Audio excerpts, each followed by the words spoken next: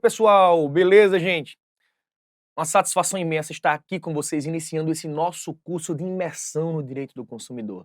Direito do consumidor, que é essa área do direito, esse ramo do direito, né, tão prazeroso e que traz para a gente um leque infinito de possibilidades. Você pode estar trabalhando aí com pareceres, pode estar trabalhando na área consultiva, na área litigiosa, né, pró-consumidor, pró-fornecedor, enfim, há um ramo imenso no direito do consumidor. É por isso, inclusive, que nós temos o direito do consumidor, né, o Estatuto de Defesa do Consumidor, como um microsistema multidisciplinar, que traz ali regras de direito civil, direito administrativo, direito penal. Então você vai perceber que as possibilidades de trabalhar no direito do consumidor, elas são realmente imensas, né? Vamos juntos trabalhar essas possibilidades, mas antes a gente precisa entender como se dá o direito do consumidor, né, como são as regras do direito do consumidor, como se configura as relações jurídicas.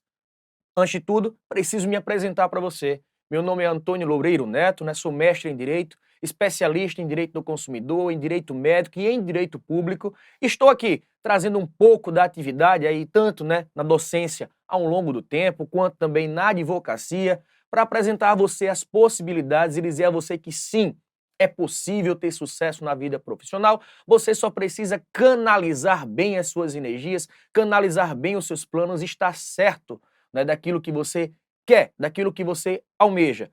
Não adianta a gente querer ser um advogado generalista que entende de tudo, que de fato não vamos conseguir ser tão generalistas assim. O direito ele é imenso, né? Precisamos estar especializados em alguma determinada área, em focar na área que a gente quer trabalhar e entender de fato o que aquela área traz de possibilidades. O direito do consumidor traz possibilidades imensas para você, não é isso? É lógico que todos nós sabemos que estamos o tempo todo travando relações, né, criando relações de consumo. A todo tempo estamos consumindo. O mundo está cada vez mais, né, globalizado e essa globalização traz para a gente, essa informatização traz para a gente todas as relações consumeristas o tempo inteiro. As pessoas estão ali simplesmente ligadas na internet, né, quer seja em rede social, quer seja em alguns sites, recebendo uma enxurrada de informatização, de informação, recebendo uma enxurrada ali de propagandas, de oferta. Tudo isso é relação consumerista. Né? Ainda que ele não adquira, ainda que ele não compre nada, o simples fato da oferta chegar já tem uma relação de consumo, já tem uma possibilidade, né, de uma demanda futura ali. Afinal, aquela oferta pode ser abusiva, aquela oferta pode ser enganosa. Né? A ideia das vinculações da oferta, como é que isso se dá, como é que isso funciona? Tudo isso nós vamos trabalhar aqui, tá bom?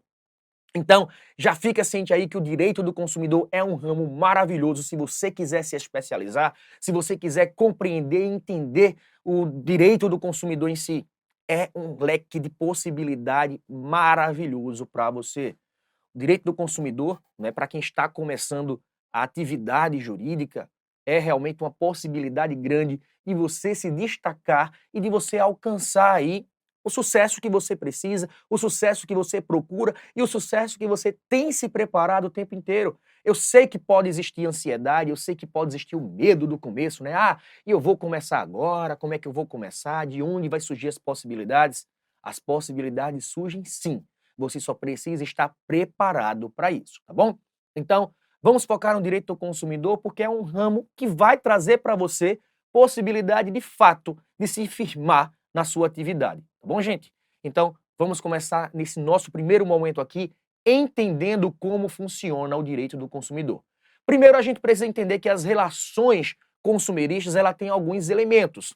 Para que a gente consiga identificar uma relação como sendo uma relação de consumo, é preciso que os elementos da relação estejam presentes. Então, observa, vem comigo na tela rapidinho.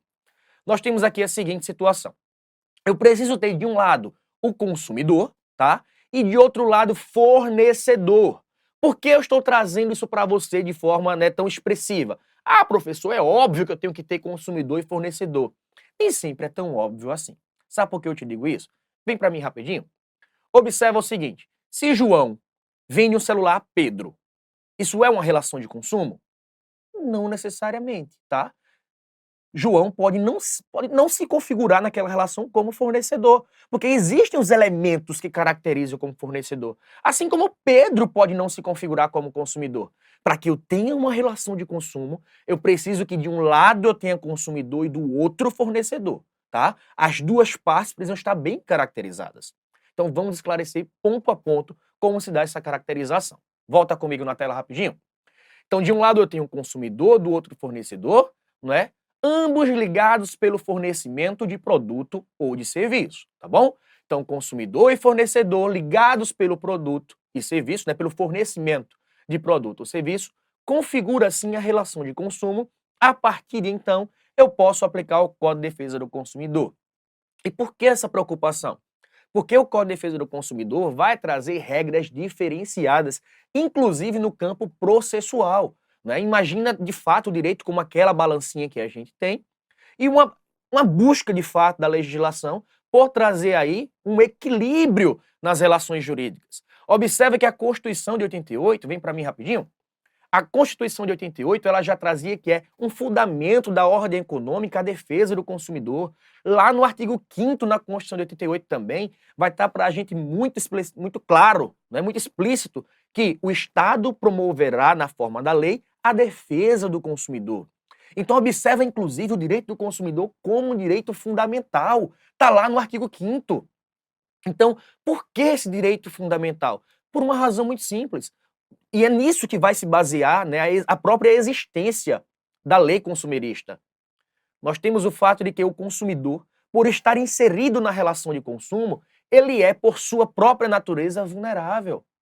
Então há um desequilíbrio nessa relação jurídica, precisando que exista uma lei, não é? Sendo essa lei, essa norma protetiva para equilibrar essa relação, para trazer o consumidor de fato para uma situação harmônica, uma situação de equilíbrio na relação jurídica. O consumidor, por sua posição na relação jurídica, né, essa posição de vulnerabilidade, ele acaba, por vezes, estando susceptível a uma prática abusiva do mercado de consumo, né, a sofrer danos nessas relações de consumo.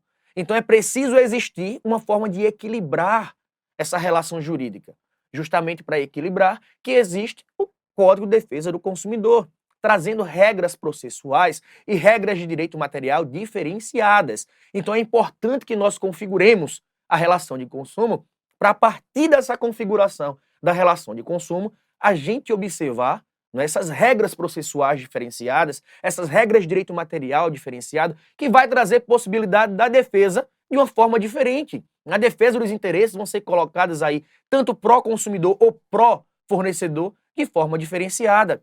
Há um erro muito grande quando as pessoas estão ali fazendo a defesa do fornecedor, por exemplo, né, de estar ali discutindo. Ah, não houve culpa, não houve dolo, não houve intenção. A gente precisa entender como se dá o direito processual no direito do consumidor e atacar de fato quem merece ser atacado.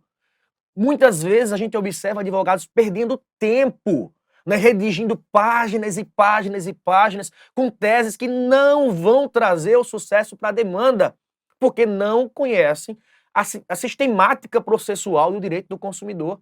É preciso entender como se dá o direito do consumidor, quais são as regras processuais, o que é que se pode, digamos assim, ser atacado, o que é que se pode ser de fato evidenciado, o que é que se deve ser evidenciado num processo, para que a gente não perca tempo escrevendo teses e teses e teses de defesa que não vão levar a lugar nenhum. O direito do consumidor ele pode ser feito de forma prática e objetiva, se a gente conhece de fato a sistemática, como funciona, tá bom? Então volta comigo na tela rapidinho. A gente sabe que de um lado precisa ter consumidor e do outro fornecedor, né, ambos ligados pelo fornecimento de produto, de serviço. Para isso a gente tem que consumidor, de acordo com o próprio Código de Defesa do Consumidor, vai ser toda pessoa física ou jurídica que adquire ou utiliza produto como destinatário final.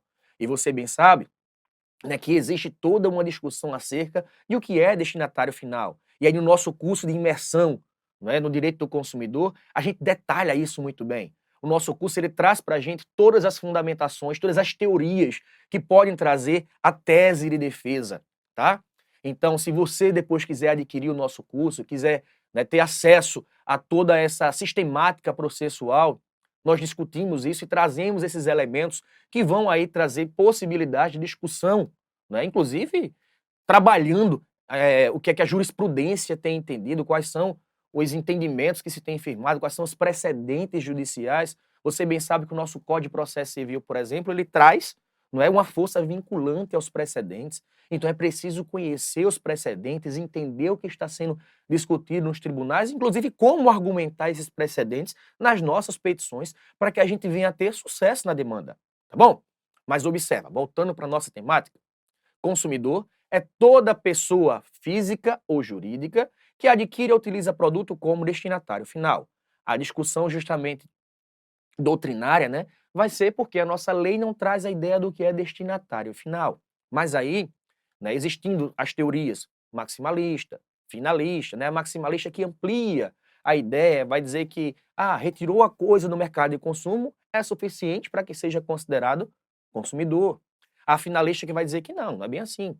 É preciso ver a finalidade para a qual se tirou a coisa do mercado de consumo, né? É preciso que aquele que adquiriu a coisa, né, ou o serviço, né, o produto ou o serviço, ele seja destinatário fático, né, de fato ele tenha a coisa, mas também destinatário econômico, que ele não repasse na sua atividade ou não repasse para terceiros o custo que ele teve com a coisa. Então, de acordo com a teoria finalista, por exemplo, se eu comprei uma máquina de Xerox e, logicamente, eu vendo a Xerox e eu repasso o preço que eu gastei na máquina para os meus consumidores, eu não poderia ser considerado consumidor porque eu repassei o preço da coisa para terceiros. Então, eu não sou destinatário econômico.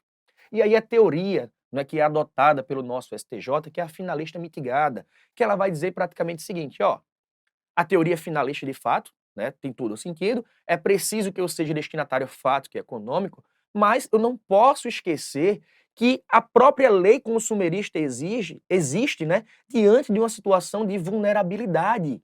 Ela existe para trazer equilíbrio numa relação em que eu percebo que existe um vulnerável.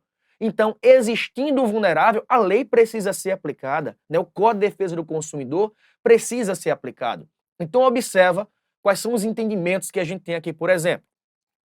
Uma pessoa jurídica de vulto que explore prestação de serviço de transporte, que tem condições de reger seus negócios com os fornecedores de caminhões pelas regras do Código Civil, né? Isso aí é um julgado que se tem, que diz basicamente o seguinte: se eu tenho uma pessoa jurídica de vulto que explora a prestação de serviço de transporte e tem condições de reger seu negócio, essas relações, logicamente, vão ser pelo Código Civil.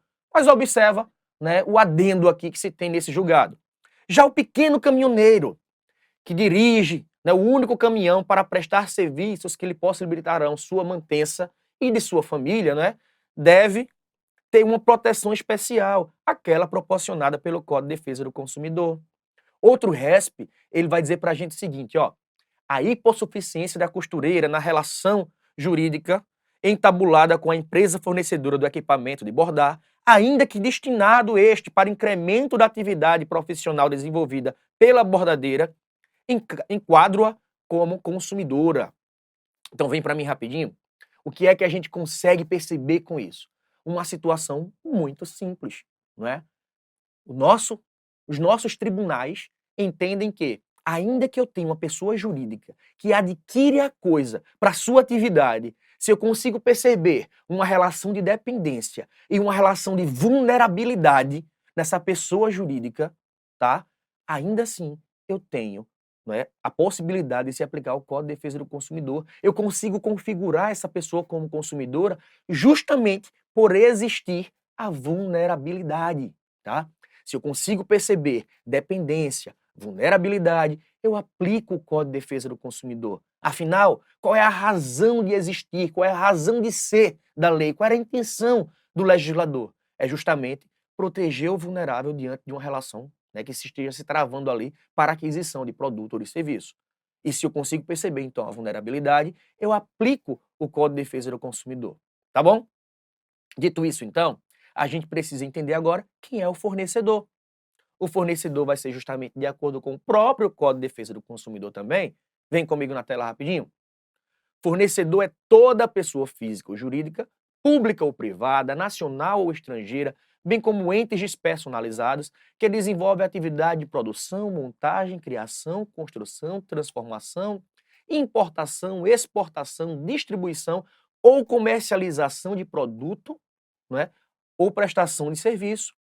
Então observa que o fornecedor vai ser, né, toda pessoa que faça aí atividades relacionadas à produção, montagem, criação, construção, transformação, importação, exportação, distribuição, comercialização, tudo isso feito, mas é importante a gente observar o seguinte: é preciso que essa pessoa ela tenha algumas características. Lembra no exemplo que eu dei? Imagine que eu vendi um celular a você. Eu pratiquei uma atividade de comercialização? Não necessariamente. Eu sou fornecedor? Não necessariamente. É preciso que eu consiga perceber, né, na relação ali, habitualidade, profissionalismo e organização. É preciso que eu tenha uma atividade habitual, né, feita de forma profissional, organizada, com intuito lucrativo, para que aí eu consiga, enfim, ter a configuração de alguém como fornecedor.